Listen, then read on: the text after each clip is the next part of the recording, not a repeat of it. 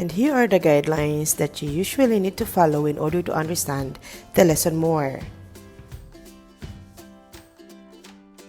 And our topic for today is about costing and computing for the selling price. Reference, Home Economics and Livelihood Education 6, pages 7 to 8. If you are going to sell your recycled volcano, how much would it be?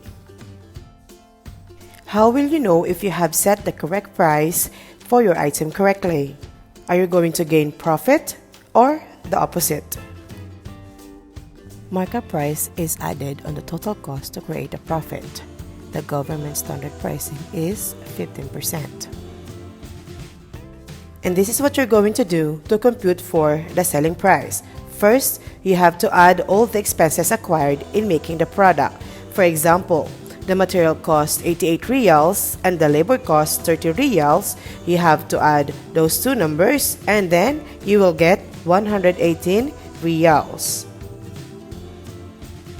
And the second step is to multiply the total expenses with the markup to get the markup price.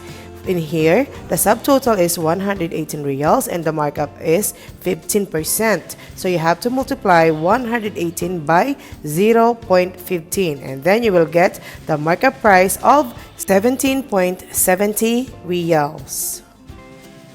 The last thing you have to do is to add the markup price and the total expenses.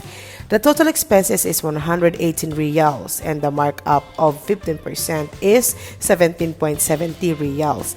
Add those two numbers and then you will get 135.70 reals as the markup price. Let us have our problem number 1 on how to make a leche flan. Alright, so the ingredients are 1 can condensed milk that costs 6 reals, 1 can evaporated milk that costs 6 reals as well, and then sugar that costs 3 reals, 10 pieces of eggs that cost 7 reals, and a pack of foil container that costs 3 reals. All in all, this costs 25 reals. So we're going to do the first step. That is to add all the expenses acquired in making the product. The total materials and ingredients cost is 25 reals and then the labor cost is 20 reals. All in all, that is 45 reals.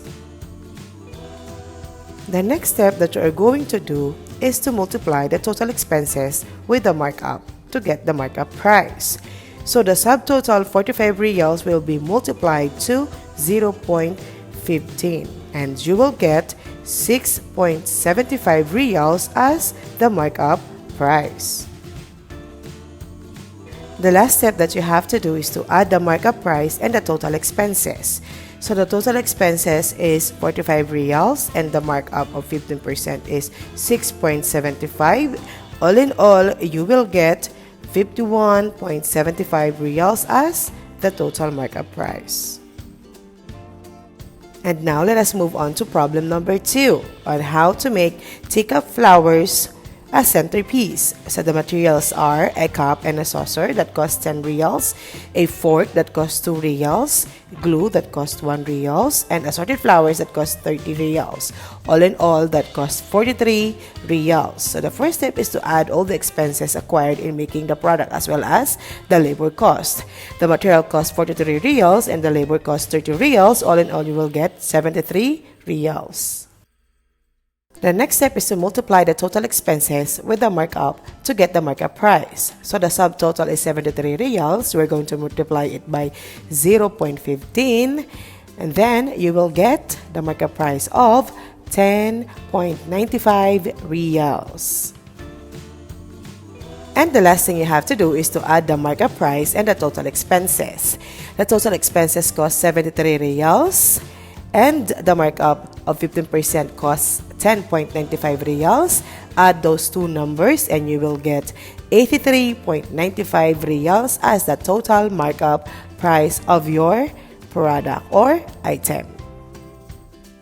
And to summarize our topic, here are the step-by-step procedure on pricing and marking up the items or products.